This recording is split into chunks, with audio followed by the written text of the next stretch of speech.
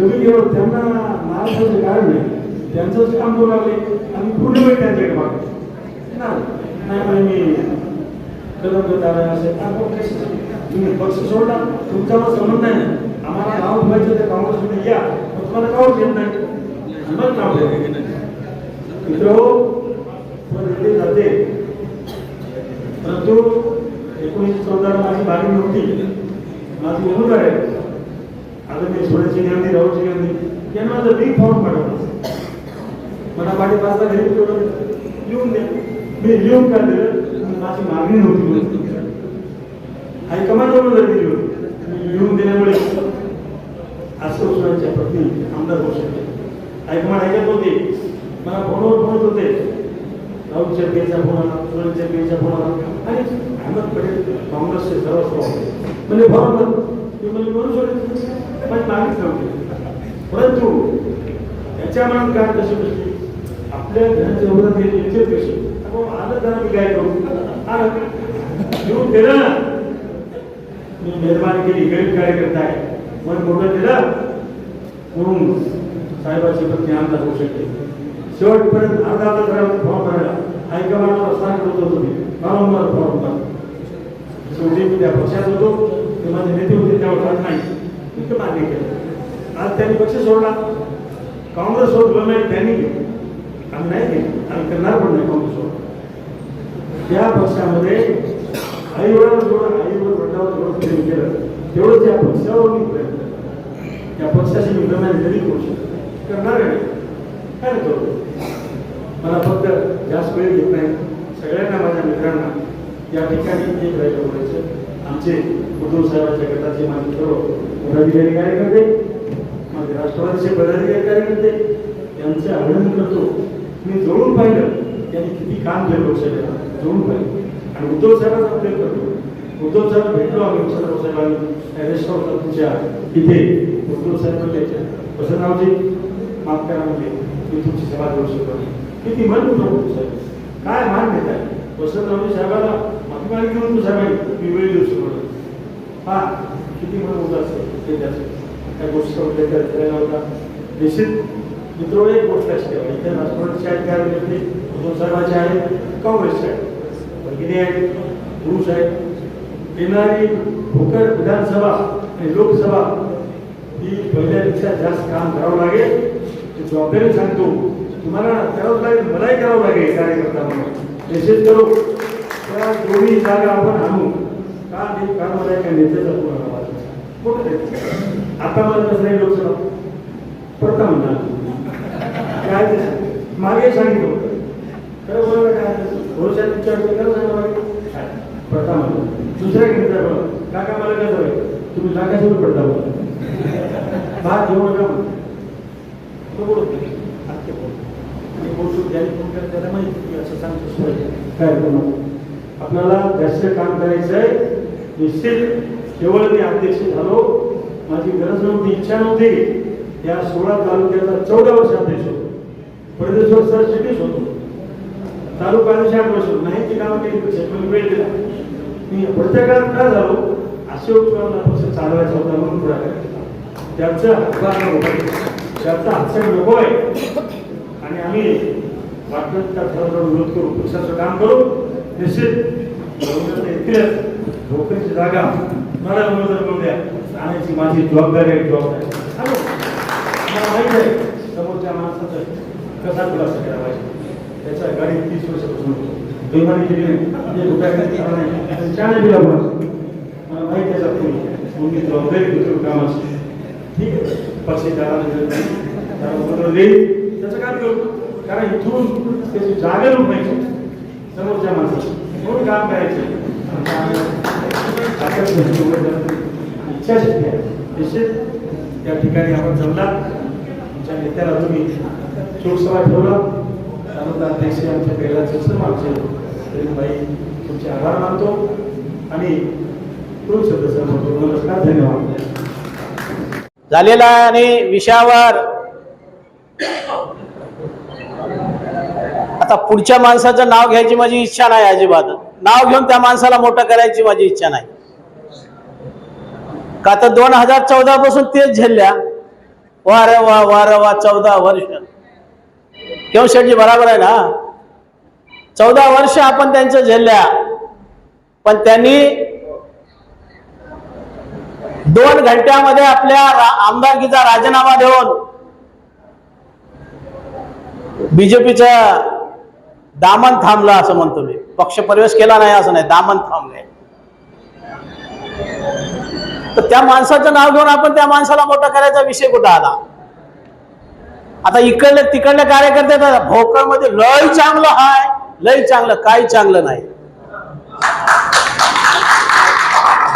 आता मुदखेडचे फोटो तर आम्ही बघितल्या, व्हॉट्सअप चालूच आहे. अर्धापूरचं त्याच्यापेक्षा बेदशा आहे.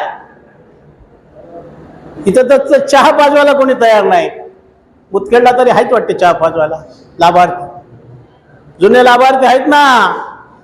तसंच आहे आमच्या भोकरमध्ये 3 आहेत, 2 भोशीकर, 1 वगैरे वगैरे वगैरे, 3 माणसं आहेत, बाकी कुठंच काही नाही.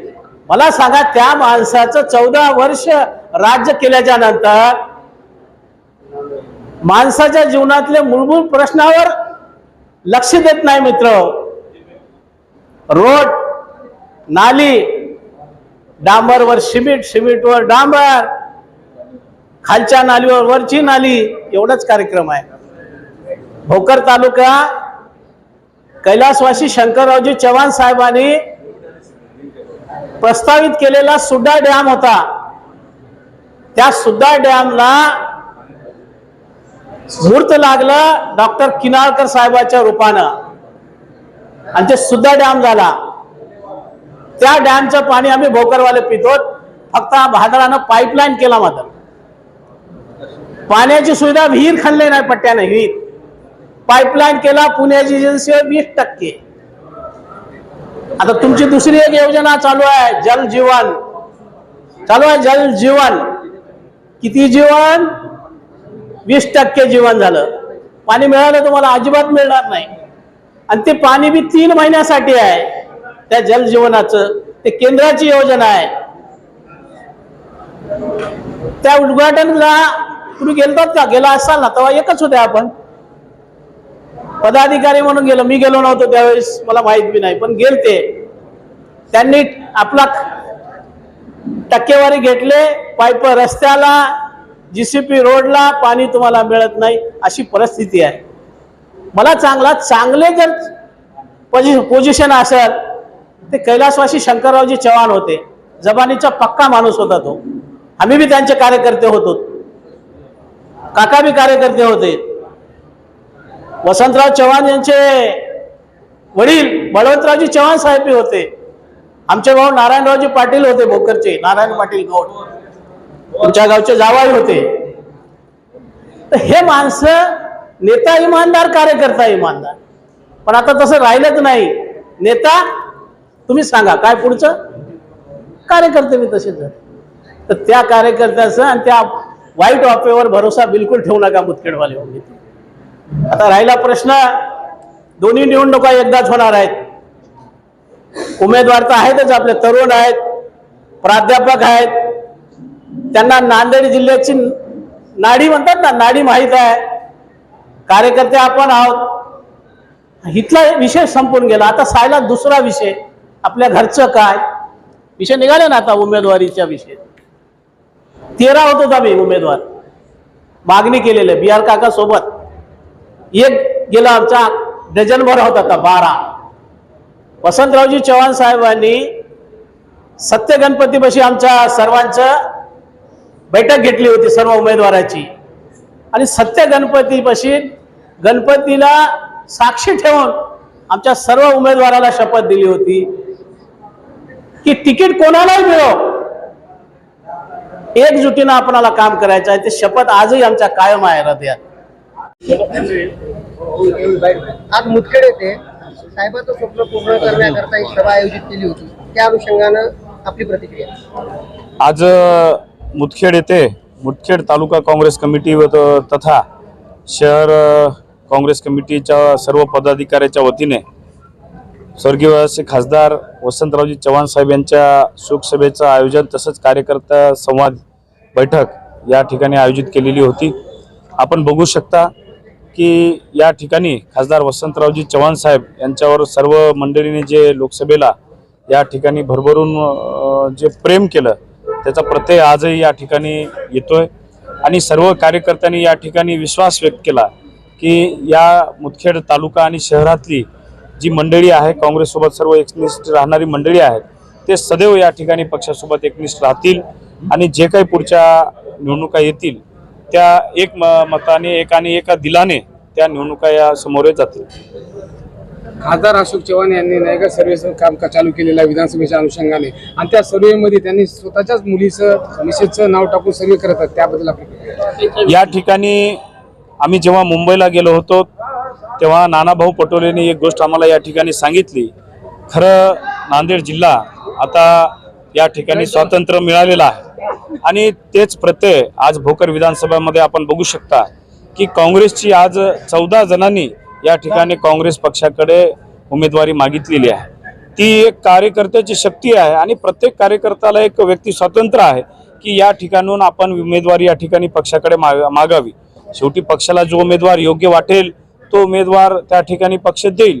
पण आज ज्या ठिकाणी 2-3च नावं त्या ठिकाणी पुढच्या पार्टीकडून गेलेली आहेत खरं तर त्या ठिकाणी कार्यकर्तेही भरपूर आहेत, जुने कार्यकर्ते आहेत, त्यांनाही संधी द्यायला पाहिजे होती असं मला या ठिकाणी माझं व्यक्तिगत मत आहे। आपण आगामी विधानसभा की लोकसभा या ठिकाणी पक्षाचे आमचे ज्येष्ठ नेते संसदेचे विरोधी पक्षनेते माननीय राहुलजी गांधी खरगे साहेब ते नायगावला आले होते। साहेबांच्या सांत्वनपर भेट त्यांनी त्या ठिकाणी घेतली आणि चव्हाण परिवाराला त्या ठिकाणी भेटून गेले आणि त्यांनी सांगितलं की काँग्रेस पक्ष सदैव आपल्या पाठीमागे आहे आणि येणाऱ्या काळामध्ये निश्चितच त्यांनी जिल्हा काँग्रेस कमिटीचे BR काका आहेत आणि काँग्रेस कमिटीच्या सर्व पदाधिकाऱ्यांनी लोकसभेचा एकमुखी ठराव माझ्या नावाने घेतला आणि पक्षश्रेष्ठीकडे पाठवला आणि येणाऱ्या काळात पक्षश्रेष्ठी त्याच्यावर निर्णय घेईल आणि पुढील निर्णय आम्हाला सांगेल। मग आजपासून लोकसभेचं रणशिंग नाही, रणशिंग फुकले असं म्हणता येणार नाही कारण मी पूर्वी देगलूरला जाऊन आलो, भोकरलाही त्या ठिकाणी पाळजला जाण्याच्या पूर्वी भोकरलाही जाऊन आलो कारण खासदार वसंतरावजी चव्हाण साहेब हे खासदार झाल्यानंतर त्या बऱ्याच तालुक्याला त्यांची भेट या ठिकाणी राहिलेली होती। 15 ऑगस्टच्या नंतर त्यांनी त्यांच्या भेटीचा शेड्यूल तयार केला होता। पण आपण ज्या लोकांनी या ठिकाणी खासदार साहेबांना खासदार करण्यासाठी मोलाचा वाटा त्या ठिकाणी उचलला ते त्यांचा प्रतिनिधी म्हणून माझं कर्तव्य आहे की प्रत्येक तालुक्यात जावं आणि त्या ठिकाणी लोकांचे ऋण व्यक्त आपण करावं आणि त्याचाच एक भाग आज मुदखेड शहराच्या वतीने तालुक्याच्या वतीने त्यांनी ऋण निर्देश या ठिकाणी ठेवले होते आणि मी सर्वांचे ऋण या ठिकाणी व्यक्त केले। आज ज्याप्रमाणे मुदखेडमध्ये आपण शोकसभा घेतली आहे तर काँग्रेस पक्षाचे जिल्हाध्यक्ष आहे युवक काँग्रेसचे ते आज सभेमध्ये अब्सेंट आहे, याबद्दल काय सांगणार? नाही, मी बालाजी गाडे यांच्याशी काल रात्री बोललो। त्यांचा पूर्वनियोजित दौरा त्या ठिकाणी मुंबईला होता, ते मला रात्री भेटले आणि मला व्यक्तिगत सांगून गेले आणि बरेच पदाधिकाऱ्यांनी त्यांनी सांगितलं किंवा 2 तारखेला माझा बाहेरगावी जाण्याचा दौरा आहे आणि त्याच्यातला न उपस्थित राहण्याचा मुद्दा असं काही नाही असं मला वाटतं। आपली मतदारसंघामध्ये लोकसभेसाठी तिकीट कन्फर्मच आहे, मग आता आमदारकीला चेहरा कोण काँग्रेसकडून? आता तुम्ही जसं म्हणता लोकसभा आणि विधानसभा एकदाच होतील न होतील हे वरचं ठरवेल, पण नायगाव मतदारसंघामध्ये या ठिकाणी पक्षश्रेष्ठी जे निर्णय घेईल त्याच्या पाठीमागे आम्ही राहू। पक्षश्रेष्ठी कोणाचा निर्णय घेऊ शकते, माझाही घेऊ शकते किंवा दुसरेही असू शकते।